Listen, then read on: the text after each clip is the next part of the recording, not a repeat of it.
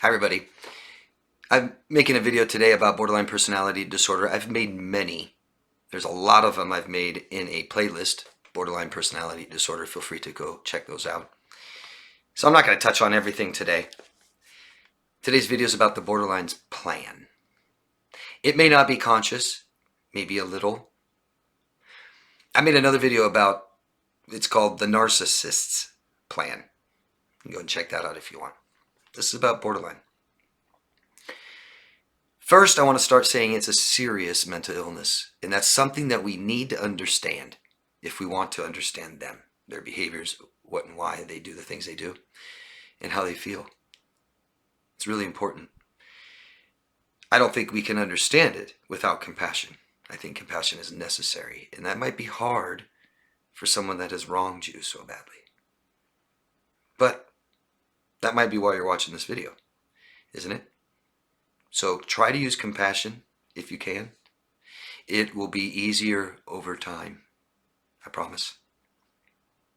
So I want to be clear, and I stress this more with videos about this disorder in particular. Borderline, now called emotionally unstable personality disorder. For people that have this disorder that are watching this video, I want to be very, very clear. Doesn't mean I'm talking about you. It's not all.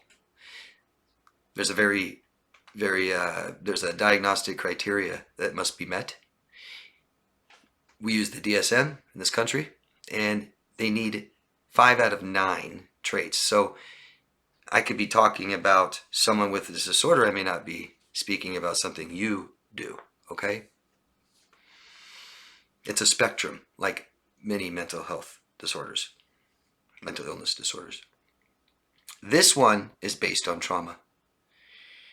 Trauma growing up during development, which could have halted this development for them.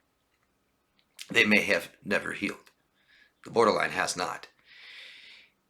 The trauma that they've never healed from is so intense that typically relationships and how they fall apart can also be re-traumatizing them. It's hard to understand what they're going through because they don't show it well. They externalize how they feel, and it can be very directed at us, huh? They lack such self-awareness, they may not know how they feel. They may not be able to tell you. They may not be able to show it. Their thought processes are underdeveloped like a child. They lack self-awareness. That's who they are. That's what they want. It's what they need. Can you imagine not being aware of what you need? Can't get it. They lack awareness of how they feel. They also lack mindfulness. A lot of people believe that borderlines have no empathy. They do. They do.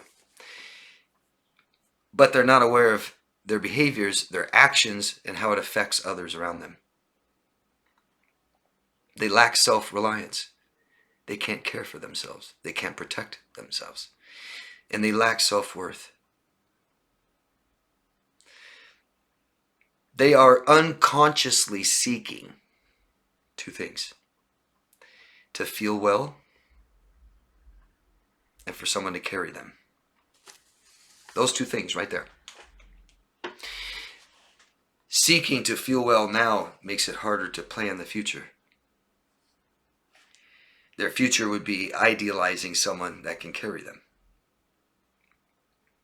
Or just simply idealizing love before they even meet someone.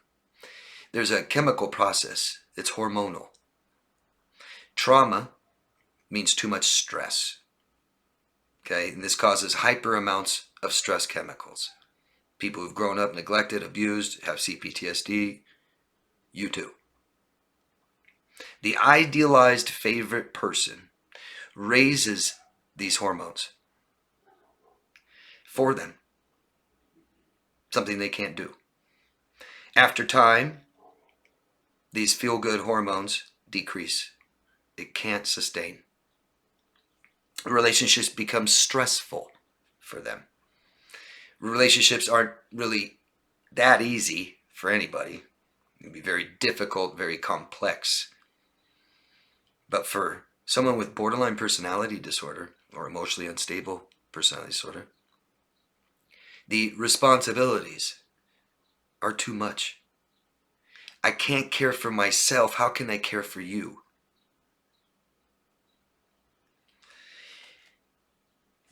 Stress is what causes traits to surface. I hear it, they were great in the beginning. That's not who somebody is. We need to get to know them longer and longer. We need to see them under stress. That's how you find out who somebody is. So the stress of the relationship that surface their traits, you can't deny that. You can't put that into a box and say, that's just because of this. That is who they are. Okay? Paranoia is a big factor. They can't protect themselves. They don't know how. They don't believe they're worthy. They can't accept loss. Paranoia, skewed perception, distorted perception, thoughts, distorted opinion of you, distorted opinion of themselves. This is how they keep safe. The relationship with someone with borderline personality disorder is all about one word: help. Helping the victim, the child.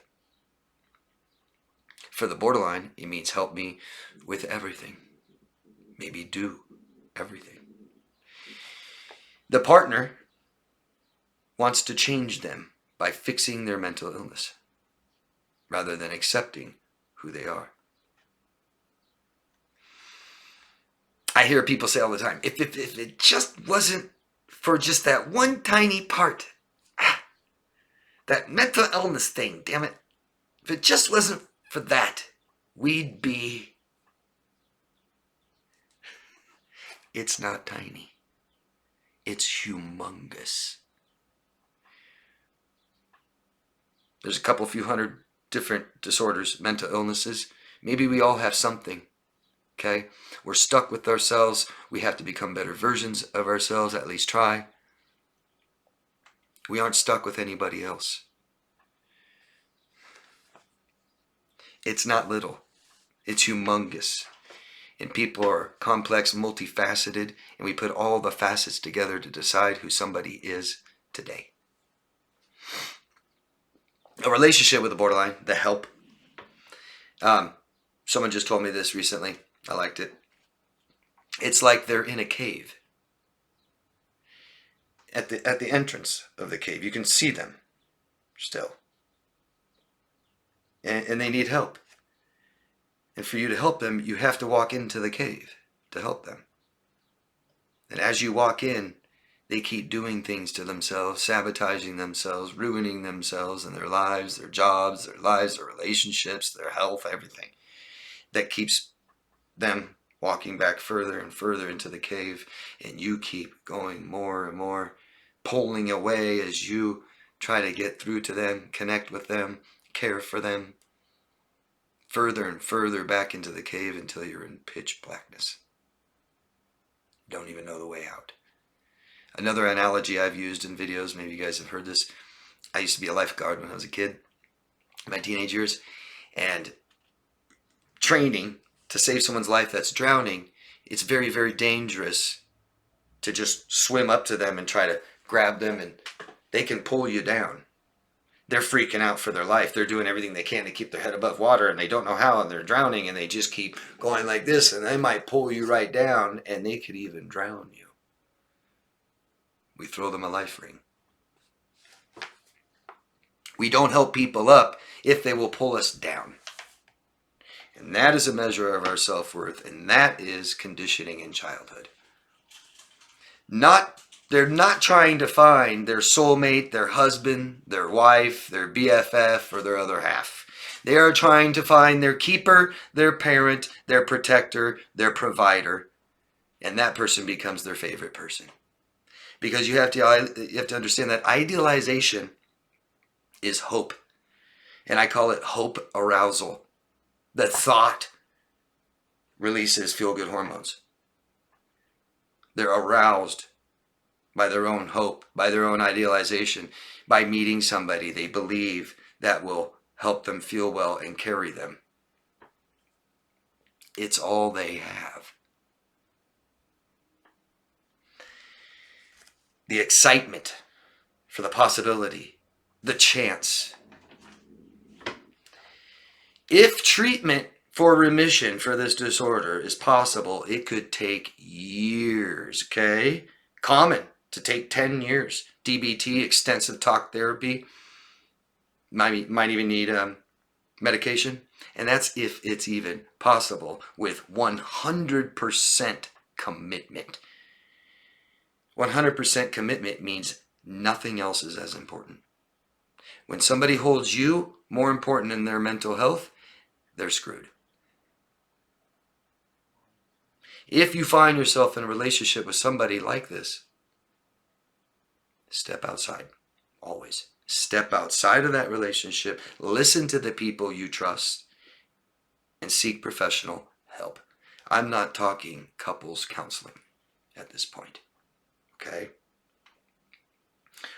Be aware of attachment and be aware of your own autonomy. We need boundaries in every relationship we have in interacting with people, period.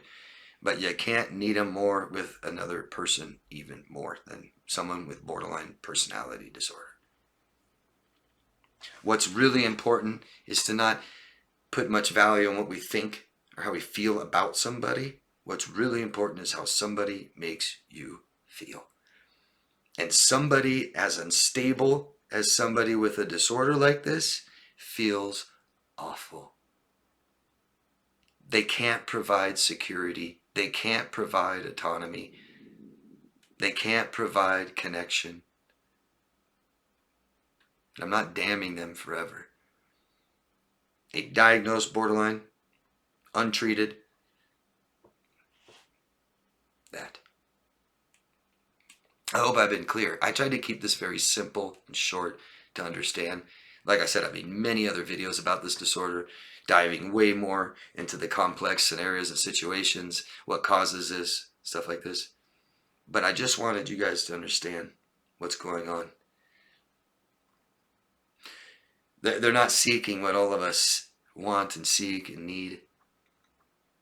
It's immediate, it's now, and it's too much. It's too much. It's too much for a parent. It's too much for a doctor. It's too much for a boss. It's too much for a therapist. And it's going to be too much for you. And it's going to cause trauma. We have to lose ourselves to care for someone this much. The lines are blurred. Don't know where my emotions stop and yours start. I'm responsible in every part of your life for how you feel, what you want, what you need. Parentification at its finest. Let me know what you guys think of this video, please, and let me know some of your own examples if you feel comfortable sharing them down below. It's a safe place. Anybody with this disorder, I love it when you chime in and let us know what you think. Maybe you can validate some of the things I've said. Maybe you can relate to some of the things I've said. But what I like is these videos to offer lots of information. So anything any of you can provide, I would love it. And so would other people that enjoy it. Watch this video, go down, read the comments. Thank you.